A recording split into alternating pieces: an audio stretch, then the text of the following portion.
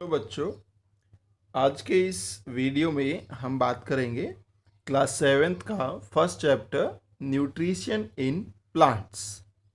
अगर आप मेरे चैनल पे नए आए हो तो चैनल को सब्सक्राइब जरूर कर लें, जिससे कि आपका क्लास सेवेंथ का कोई भी चैप्टर का वीडियो ना छूटे। तो हम अब शुरू करते हैं। देखिए, सबसे पहले हम इंट्रोडक्शन में क्या दिया हुआ है हम उसको स्टडी करेंगे।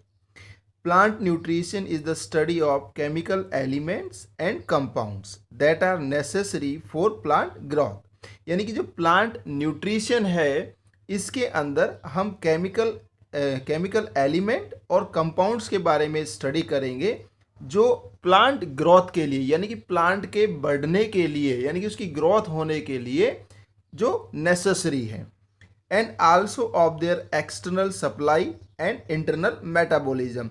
और इसके साथ साथ जो एक्सटर्नल यानी बाहरी जो सप्लाई है और इंटरनल मेटाबॉलिज्म का मतलब यहाँ पे क्या है कि जो प्लांट जो भी खाना लेते हैं उस खाने को क्या करना, एनर्जी की फॉर्म में कैसे कन्वर्ट किया जाता है या कैसे कन्वर्ट करते हैं। ये इंटरनल मेटाबॉलिज्म का जो मतलब है, ये मेटाबॉलिज्म एक प्रोसेस होती है जिसमें क्या होता है, जो खाने से एनर्जी को लिया जाता है या खाने से एनर्जी को कन्वर्ट किया जाता है बॉडी के अंदर। इन 1972 ई एप्स्टिन डिफाइंड टू क्राइटेरिया। 1972 में एक साइंटिस्ट हुए ई एप्स्टिन नाम के, उन्होंने दो क्राइटेरिया दिए किसी भी एलिमेंट के लिए टू बी इसेंशियल, जो आवश्यक होगा फॉर प्लांट ग्रोथ। और वो प्लांट ग्रोथ के लिए क्या होगा आवश्यक, उसके लिए क्या है, एक एलिमेंट के लिए दो क्राइटेरिया दिए गए हैं और जो क्या है, इसेंशियल है फॉर प्लांट ग्रोथ के लिए।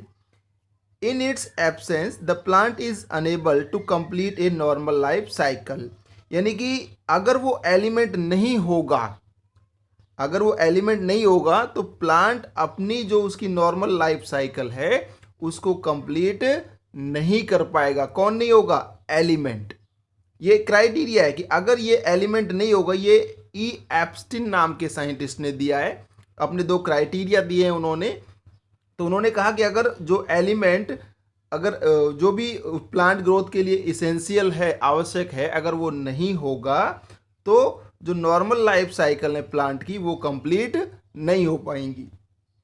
इसके बाद दूसरा क्राइटेरिया क्या है, that the element is part of some essential part, constituent और या metabolite.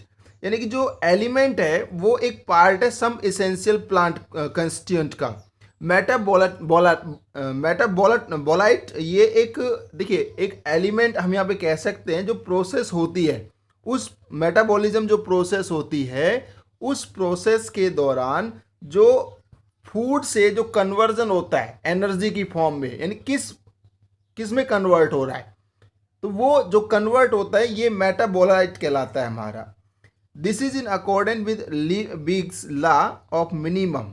There are 14 essential plant nutrients. यहाँ पर टोटल कितने इसेंशियल प्लांट न्यूट्रिएंट्स हैं, 14। Carbon and oxygen are absorb from the air. जो कार्बन है और जो ऑक्सीजन है, जो हमारा एनवायरनमेंट है उसके अंदर जो गैसेस प्रेजेंट होती हैं, उन गैसेस में से कार्बन और ऑक्सीजन को are absorb from the air. Air से क्या किया जाता है, एब्जॉर्ब यानी कि लिया जाता है। while other nutrients including water are typically obtained from the soil। जबकि जो अदर न्यूट्रिएंट्स हैं, न्यूट्रिएंट्स मतलब जो हम यहाँ पे हिंदी में बोल सकते हैं, न्यूट्रिएंट्स का मतलब पोषक तत्व होता है, लेकिन न्यूट्रिएंट्स जनरली क्या होते हैं, ये हमारी बॉडी के अंदर हमें क्या प्रोवाइड करते हैं, एनर्जी प्रोवाइड करते हैं। Including water are typically obtained from the soil. जो बाकी के जो अदर न्यूट्रिएंट्स होते हैं वो वाटर की मदद से, यानी कि जो रूट्स होती हैं, रूट यानी कि जो पेड़ की जड़ें होती हैं वो सॉइल के अंदर जाके सॉइल से वाटर को क्या करती हैं, एब्जॉर्ब करती है, वाटर लेती है। और वही बाकी के जो और न्यूट्रिएंट्स होते हैं वो पानी की मदद से, या हम कह सकते हैं जो सॉइल है वो पानी को एब्जॉर्ब करती है, तो पानी के अंदर न्यूट्रिएंट्स प्रेजेंट होते हैं, तो वहीं से ये बाकी के जो और न्यूट्रिएंट्स होते हैं उनको लेती है। आगे कहते हैं plants must obtain the following mineral nutrient from the growing media. पहला है हमारा, यानी कि प्लांट को कुछ जो भी मिनरल न्यूट्रिएंट हैं वो ग्रोथ करने के लिए ये न्यूट्रिएंट्स जरूरी होते हैं। द प्राइमरी मैक्रो न्यूट्रिएंट्स, पहला आता है द प्राइमरी मैक्रो न्यूट्रिएंट। देखिए प्राइमरी मैक्रो का मतलब क्या है यहाँ पे? देखिए यहाँ पर प्राइमरी मैक्रो न्यूट्रिएंट्स का मतलब ये है कि ये वो न्यूट्रिएंट है जो प्लांट के द्वारा लार्ज अमाउंट में लिए जाते हैं या लार्ज अमाउंट में यूज किए जाते हैं। तो प्राइमरी मैक्रो न्यूट्रिएंट कौन कौन से हैं? नाइट्रोजन हो गया, फॉस्फोरस हो गया और पोटेशियम हो गया। These are the primary macro nutrients. मैं फिर से बता रहा हूं कि इनको प्राइमरी मैक्रो न्यूट्रिएंट क्यों बोलते हैं, क्योंकि these are used in large quantity by the plants, so we say them primary macronutrients। इसीलिए हम इनको क्या बोलते हैं? Primary macronutrients. अब आगे बात करते हैं हम लोग 3 सेकेंडरी मैक्रोन्यूट्रिएंट।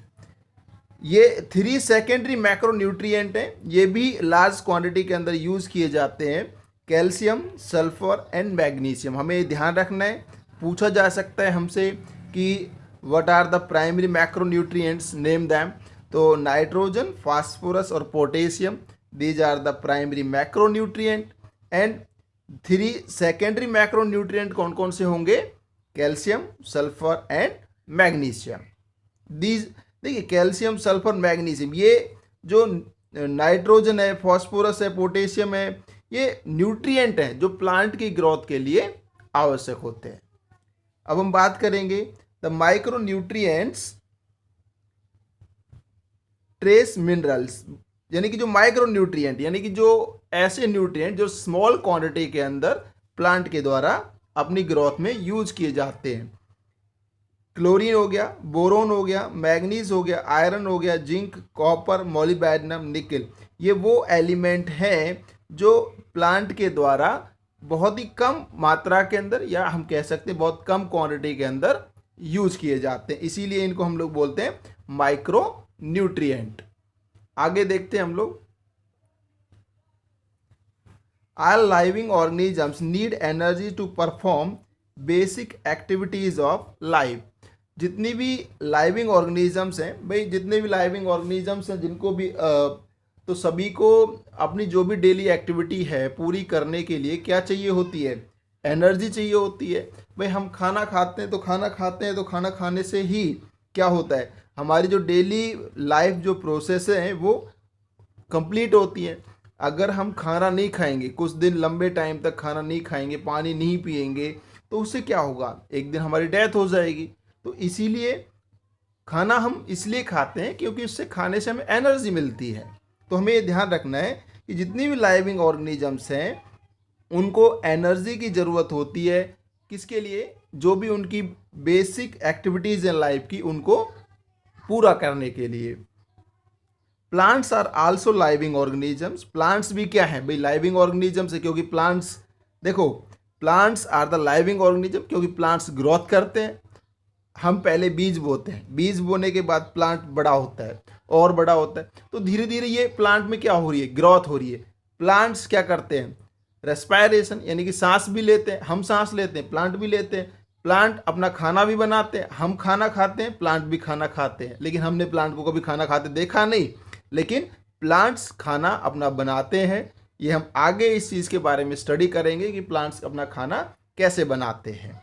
अब आगे देखिएगा, they to perform many activities such as they, आगे देखिएगा, such as they excrete waste. Excrete waste मतलब यानी कि जो भी वेस्टेज की फॉर्म में जो भी होता है, यानी कि एक तरीके से जो भी खाना तैयार हुआ, खाना तैयार होने के जो भी उन्होंने खाना तैयार होने के बाद में डाइजेस्ट होने के बाद जो वेस्टेज होता है, उसको वेस्टेज की फॉर्म में प्लांट भी क्या करते हैं?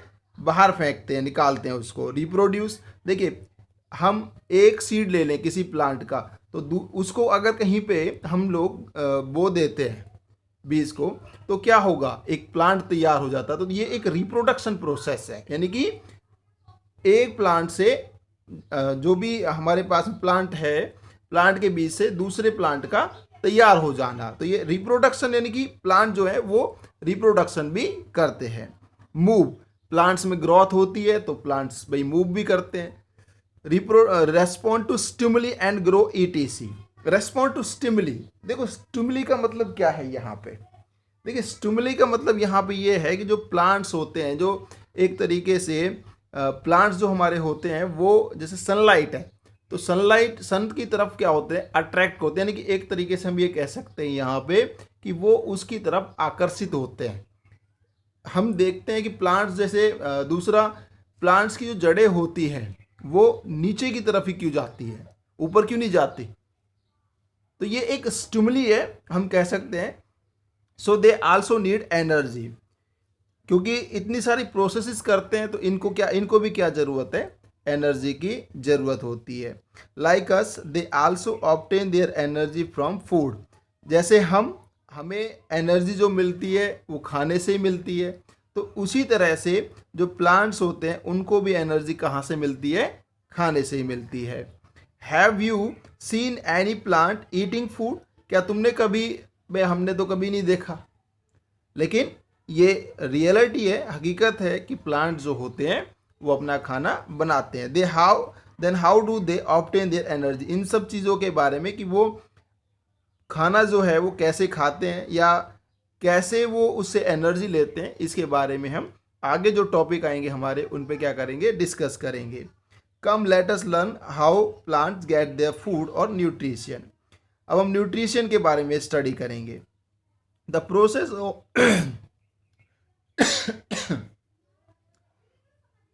The process of taking or consuming and utilizing food is called nutrition. यानी कि जो प्रोसेस है कि भाई द प्रोसेस ऑफ टेकिंग और कंज्यूमिंग एंड यूटिलाइजिंग फूड, यानी कि भाई खाने को लेना और उसको कंज्यूम करना, और कंज्यूम करने के बाद उसे यूटिलाइज करना, उसे पूरी तरह से एक तरीके से हम कह सकते हैं उपयोग में लेना, इज कॉल्ड न्यूट्रिशन। देखिए खाना खाया हमने और खाना खाने के बाद में उससे जो ज़रूरी न्यूट्रिएंट हमारी बॉडी को या प्लांट को जो चाहिए उनको ले लेना, इस प्रोसेस को, कंप्लीट प्रोसेस को हम लोग क्या बोलते हैं, न्यूट्रिशन बोलते हैं। Nutrition is derived from the word nutrient. जो न्यूट्रिशन है वो एक वर्ड होता है न्यूट्रिएंट, उस वर्ड से ड्राइव किया गया है, विच इज ए सब्सटेंस, जो कि एक सब्सटेंस है। न्यूट्रिएंट एक सब्सटेंस होता है, और जो न्यूट्रिशन वर्ड है वो न्यूट्रिएंट जो वर्ड है उससे ड्राइव किया गया है। और न्यूट्रिएंट क्या होता है, न्यूट्रिएंट एक सब्सटेंस, यानी कि एक सब्सटेंस है, ये कोई भी एक चीज़ है, चीज़ कह सकते हैं, कोई भी हम वस्तु कह सकते हैं, या कोई भी एक पदार्थ कह सकते हैं। That an organism obtains from its surrounding to get energy for its growth and maintenance.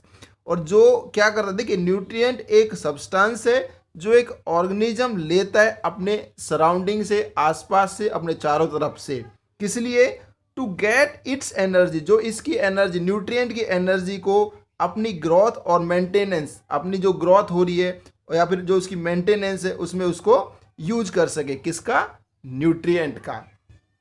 आगे बात करते हैं, द बेसिक न्यूट्रिएंट्स आर, ध्यान रखिएगा जो हमारे पास जो बेसिक न्यूट्रिएंट्स हैं वो कौन कौन से हैं, carbohydrates, proteins, fats, minerals, vitamins, water and roughage. These are the basic nutrients, और इनके बारे में हम क्लास 6 में स्टडी कर चुके हैं कि जो बेसिक न्यूट्रिएंट्स होते हैं वो carbohydrates, proteins, fats, minerals, vitamin, water and roughage होता है। और ये भी हमें पता है कि जो बेसिक न्यूट्रिएंट होते हैं वो कार्बोहाइड्रेट हमें किससे मिलता है, प्रोटीन हमें किससे मिलता है, फैट हमें कहाँ से मिलता है, या मिनरल्स हमें कहाँ से मिलते हैं, तो ये हम 6th क्लास में स्टडी कर चुके हैं। अब हम आगे बात करते हैं modes of nutrition. Modes of nutrition in plants. देखिए there is a wide variety of plants on the earth. भाई अर्थ के ऊपर बहुत सारे प्रकार के प्लांट्स पाए जाते हैं, बहुत सारे प्रकार के। हम ये कह सकते हैं यहाँ पे कि हम अनगिनत बहुत सारी ऐसी वैरायटीज़ हैं। हम अब अपने चारों तरफ भी अगर देखें तो हम उनको काउंट नहीं कर पाएंगे, इतनी वैरायटीज़ हैं प्लांट्स की हमारे चारों तरफ। बहुत सारे स्मॉल प्लांट्स हैं, बहुत सारे बड़े प्लांट्स हैं, बहुत सारे मीडियम साइज़ के प्लांट्स हैं। तो अलग अलग टाइप के बहुत सारे अलग अलग क्या हैं, प्लांट्स हैं। तो यहाँ पे देखिएगा, different type of plants require different kind of food. तो ये कहता है कि अलग अलग तरह का जो प्लांट है वो उसको भी अलग अलग प्रकार का क्या चाहिए, खाना चाहिए होता है। Thus there are two type of nutrition is found in plants. Plants के अंदर दो तरह का न्यूट्रिशन पाया जाता है। पहला होता है ऑटोट्रॉपिक न्यूट्रिशन और दूसरा हमारा है हेट्रोट्रॉपिक